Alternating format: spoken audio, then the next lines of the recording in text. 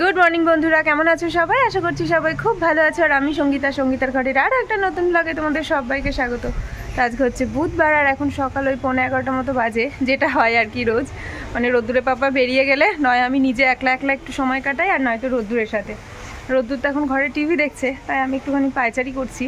আর আজকে সকাল সকাল না বেশ রোদ ঝলমলে একটা দিন, রোদ উঠে গেছে। তো আর কি, আজকে রোদ্দুরকে সাইকেল চালাতে আমাকে নিয়ে যেতেই হবে, কেননা ছাড় নেই। আজকে রোদ্দুরও উঠে গেছে আর বেচারা কালকেও চালাতে পারেনি, তো আজকে একটু না নিয়ে গেলে হয়। তো ভাবছি ঘরে তো অনেক কাজ, কিন্তু সবসময় কাজ করলেও হবে না, ওর ইচ্ছেগুলোকেও একটু দাম দিতে হবে। তো সেটাই ভাবছি, আগে ওকে নিয়ে ঘুরিয়ে আসবো, তারপরে অন্য কোনো কাজকর্মে হাত দেব। ঘরের কাঁচা ধোয়া তার সাথে মেলামেলির কাজ আর শেষ হচ্ছে না। এই এক বালতি জামা কাপড় কণিকাদি সেই সকালবেলা ধুয়ে দিয়ে গেছে, আর এখানে হাফ বালতি জামা কাপড় রোদ্দুরের ভেজানো রয়েছে। তো আগে এই কাজটা করে দিয়ে যাই, আগে মেলে দিয়ে যাই, না হলে এগুলো যখন আবার ধোবো তখন আর ছাদে জায়গা পাওয়া যাবে না।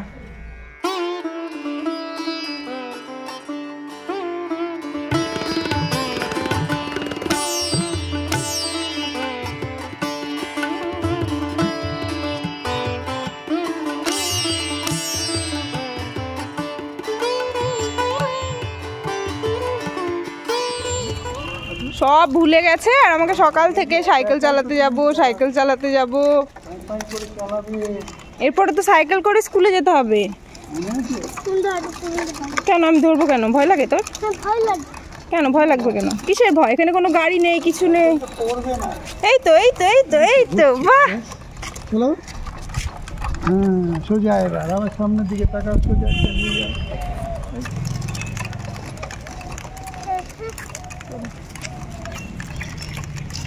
অনেকদিন যাবো চালানো নেই, সেই কারণে ভয় পাচ্ছে একটুখানি। মাঝে একদিন নিয়েছিলাম, কিন্তু সেদিন ধর্মশালায় অনুষ্ঠান ছিল বলে প্যান্ডেল টাঙানো ছিল, খুব একটা চালাতে পারিনি, সেই কারণে ভয় পাচ্ছে এখন। চাকায় হাত দিবে না।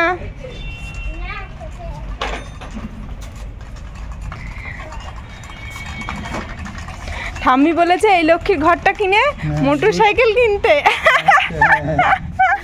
বাড়ি ফিরেই কাজে হাত। দুধটা এর মধ্যে দিয়ে চলে গেছে, আর যেহেতু গরমটা পড়ছে দুধটাই আগে ফুটাতে বসিয়ে দিলাম, তো দুধটা ফুটতে থাক। আর আজকে না খাওয়ার সময়ও হয়নি, জানো তো। সকালবেলা রান্না হয়েছিল সয়াবিনের তরকারি, সেটা কড়াই থেকে ঢেলে রেখেছি, আর এখানে রয়েছে ভাত।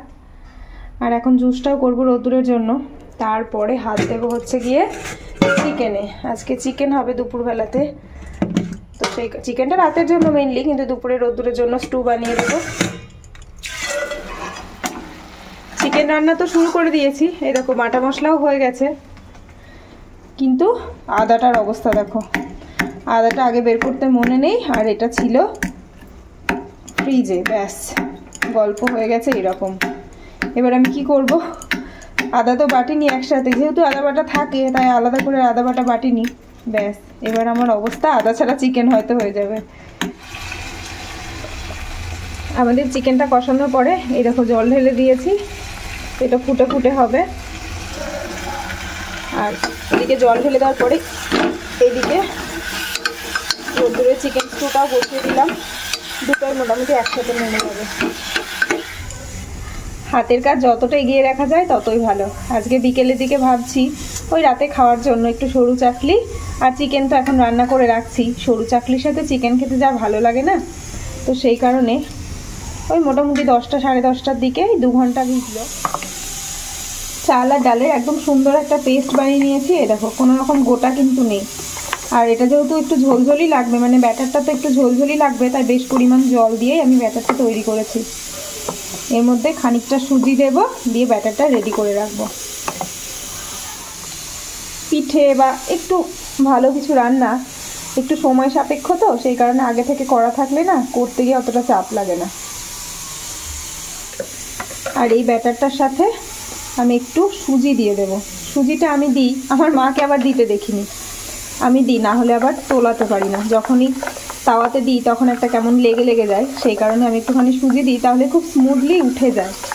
এটা আমি শিখেছি, ইউটিউব থেকেই শিখেছি, তাই আমি আবার তোমাদেরকেও বলেও দিলাম। যারা সরু চাকলি করতে পারো না, মানে তাওয়া থেকে তুলতে পারো না, তারা যদি সামান্য পরিমাণ একটু সুজি দিয়ে দাও, খুব সহজেই তাওয়া থেকে উঠে আসবে। এটা আরও পাতলা করব, যখন বানাবো তখন একটু জল দিয়ে নেব। সব কাজ গুছিয়ে যদি স্নান করতে যাই তাহলে বেলা গড়িয়ে বিকেল হয়ে যাবে, মানে 4টে বেজে যাবে। তো সেই কারণে রান্নাঘরের অবস্থা তো খুব খারাপ। খারাপ বলতে কোনো কিছু পরিষ্কার করিনি। এই দেখো চিকেন স্টু, চিকেন রান্না সমস্তটা এইভাবেই রয়েছে। এটা আমি স্নানের আগে করি না, খুব কম। ওই স্নান টান করে খাওয়া দাওয়ার পরে তারপরে পরিষ্কার করি, তাহলে পুরো একদম নিট অ্যান্ড ক্লিন হয়ে যায়, কোনো রকম এঁঠো টেঠো আর থাকে না। আর দুপুরে খাওয়া দাওয়ার পরে তো আর এঁঠোর গল্প কোনো থাকেও না, যা একটু খাবার দাবার থাকে সেটা নয় ফ্রিজে নয়তো সাইড করে রেখে দিই। তো এই হচ্ছে গল্প। তো আজকে লাল লাল ঝাল ঝাল চিকেন, খুব একটা ঝাল না, ওই আর কি একটু টমেটো বেশি করে দিয়েছি বলে লাল লাল হয়েছে। আর রোদ্দুরের চিকেন স্টু, সেই দুটো হয়ে গেছে মানে শান্তি। এবার পেট পুজো করে তারপরে বাকি কাজটা করব। আমার দেরি হলে আমার রোদ্দুরেরও খেতে দেরি হয়ে যায়। এই দেখো চিকেন স্টুটা খুব সুন্দর হয়েছে, না খুব ঝোল না একেবারে গাঢ় হয়ে গেছে, এইভাবেই বেশ ভালো রাখি। রোদ্দুরকে এটা দিয়ে ভাত খাইয়ে দেবো। আর আমাদের যেটা রাত্রিবেলার, এটা হচ্ছে লাল লাল ঝাল ঝাল চিকেন। একেবারে কষা করিনি, পিঠেটা তো একটু ডুবিয়ে খেতে হবে। আর যদি করি কড়াইশুঁটির কচুরি তাহলে তো সোনাই সোহাগা। আর আজকে চিকেনটাতে আলু দিইনি, আলু ছাড়া চিকেন বর্মশাই কি জানি কি বলবে। কিন্তু এই কড়াইটা ছোট বলে আর আলুটা খুব দিলে আটো সাটো হয়ে যেত বলে আর দিইনি। কষাতে বা রান্না করতে একটু অসুবিধে হতো। আর কি সুন্দর কালারটা হয়েছে দেখো, লাল লাল দুটো টমেটো দিয়েছি আর অল্প একটুখানি কাশ্মীরি রেড চিলি পাউডার দিয়েছি, যার কারণে দেখতে কিন্তু দারুণ হয়েছে। দুগ্গা দুগ্গা বলে পিঠেটা করতে লাগলাম। আর এই দেখো বেগুন ছিল না, সেই কারণে আলু দিয়ে এই কাজটা করা হচ্ছে। আলুটাকে কেটে ভালো করে মুছে নিয়েছি অয়েল ব্রাশ করার জন্য। ব্রাশও নেই আর বেগুনও নেই।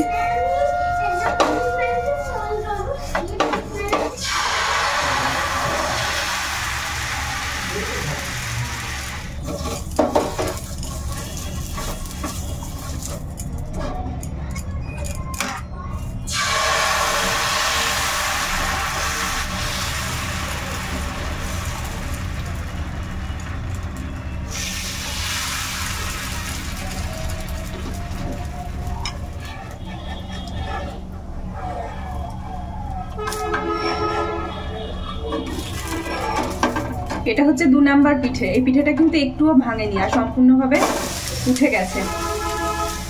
পিঠে না খুব পাকা হাতের কাজ ছাড়া হবে না। এরকম করে একটা একটা করে সব পিঠেগুলো উঠে গেলেই শান্তি। তো চলো বাকি পিঠেগুলো আমি এইভাবে বানিয়ে নিই। একেবারে মাদের মতো প্রপার না হলেও পিঠেগুলো কিন্তু দারুণ হয়েছে। এই দেখো ছোট ছোট করেই বানিয়েছি, দাঁড়াও তোমাদের একটা খুলে দেখায়। আর একটা পিঠেও কিন্তু প্রথমেরটা একটু খারাপ হয়েছিল, কিন্তু তার পরেরগুলো কিন্তু একটাও এই দেখো সুন্দর হয়েছে। এপিট ওপিট সবটা সুন্দর হয়েছে। গরমে তো ভাপে ভাপে লেগে গেছে। এই দেখো দুপিঠটা কতটা সুন্দর হয়েছে। আর এইগুলো দিয়ে আমার বরমশাই মাংস খেতে যা ভালোবাসে না, মানে মাংস দিয়ে সরু চাকলি। পিঠের পরে মানে এবছরে আজকে প্রথম পিঠে বানালাম, তার সাথে কড়াইশুঁটির কচুরি। আর কচুরির সাইজ আর কি সুন্দর ফুলেছে দেখো। এই রান্নাগুলো তো বছরে 1-2 বার হয়, যদি ভালো হয় না। এখানে দুটো উঠে গেছে। হ্যাঁ হ্যাঁ বাবা, এই যে কড়াইশুঁটিটা, এটা সেই মটরশুঁটি দিয়ে বানালাম না, এই যে পুরটা ভরলাম, দিয়ে এরকম আস্তে আস্তে বন্ধ করে দিলাম, দিয়ে এবার এটাকে বেলবো, এরকম ভাবে আটা দিয়ে বেলবো। ঠিক আছে। চিকেন রান্নাটাও দুপুরে রয়েছে আর পিঠেটাও বিকেল বিকেল করে বানিয়ে নিয়েছি। এখন শুধু খাওয়ার আগে গরম গরম কচুরিটা ভেজে তুলছি, আজকে রাতের খাওয়াটা জমে যাবে। এই বেলাটা না একটু আলতো হাতে বেলতে হবে, নাহলে কি হবে পুরটা বেরিয়ে যাবে।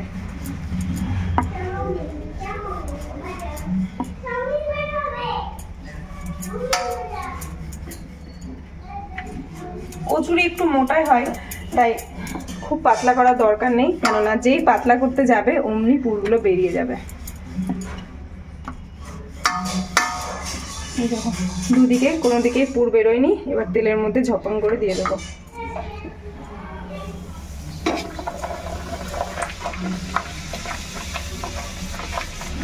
একটু সময় নিয়ে ভাজতে হবে, একটু মোটা তো, নাহলে কাঁচা কাঁচা থেকে যাবে।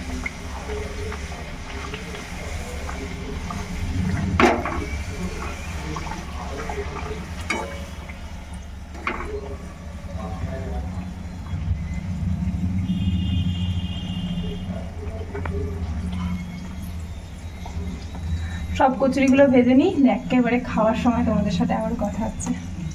আজকে অনেক দিন বাদে একটু জমিয়ে রান্নাবান্না করলাম। মায়ের বাড়ি থেকে তো রান্নাবান্না প্রায় ভুলতেই বসেছিলাম, না এটা মজা করলাম। কি বলতো, ভাত ডাল নিয়ে তো কোনো চাপ থাকে না, এগুলো প্রত্যেকটা দিন করি, এগুলো নিয়ে কোনো টেনশনও হয় না। কিন্তু এই কড়াইশুঁটির কচুরি বা পিঠে এগুলো শীতকালে 2-1বারই হয়, তো এইগুলো নিয়ে প্রচণ্ড টেনশানে পড়ে যায়। তো আজকে দুটো রান্নায় মানে পিঠেটা এবং কচুরিটা দুটোই খুব ভালোভাবে হয়েছে, মানে একটাও নষ্ট হয়নি, পুরোটা সম্পূর্ণভাবে করতে পেরেছি সাকসেসফুলি। তো এটাই বেশ ভালো লাগছে। তো দাদা এসছে, সত্যজিৎ দা, রোদ্দুরের পাপার খুব কাছের একজন মানুষ। আর গাছপালা, আমাদের ছাদে যে এত সব গাছপালা দেখো, ওই দাদা সমস্তটা রোদ্দুরের পাপাকে বুঝিয়ে দেয়, শিখিয়ে দেয়। আর অনেক গাছ ওই দাদাও আমাদেরকে গিফট করে।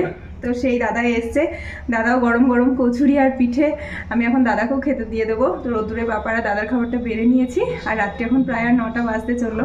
তো আজকে একটু আগে ভাগে খাওয়া হয়ে যাচ্ছে, কেননা কচুরি ঠান্ডা হয়ে গেলে ভালো লাগবে না, তো সেই কারণেই আর কি। চিকেনটা তো দুপুরেই বানানো ছিল, আর এই যে পিঠেগুলো আর কচুরিটা, কিন্তু সবকটা কচুরি খুব ভালোভাবে ফুলেছিল, কিন্তু ওই যে একটু হাওয়া পেয়েছে না পেয়েছে একটু নেতিয়ে গেছে। দুজনের খাবারই বেড়ে দিয়েছি, এবার শুধু ঘরে দিয়ে আসার পালা। তুমি নিজে হাতে খাচ্ছ? কি খাচ্ছ আজকে? মা কি বানিয়ে দিয়েছে? লুচি। এটা কি শুধু লুচি? ও পেটটা কি সুন্দর গো, টেস্টি হয়েছে।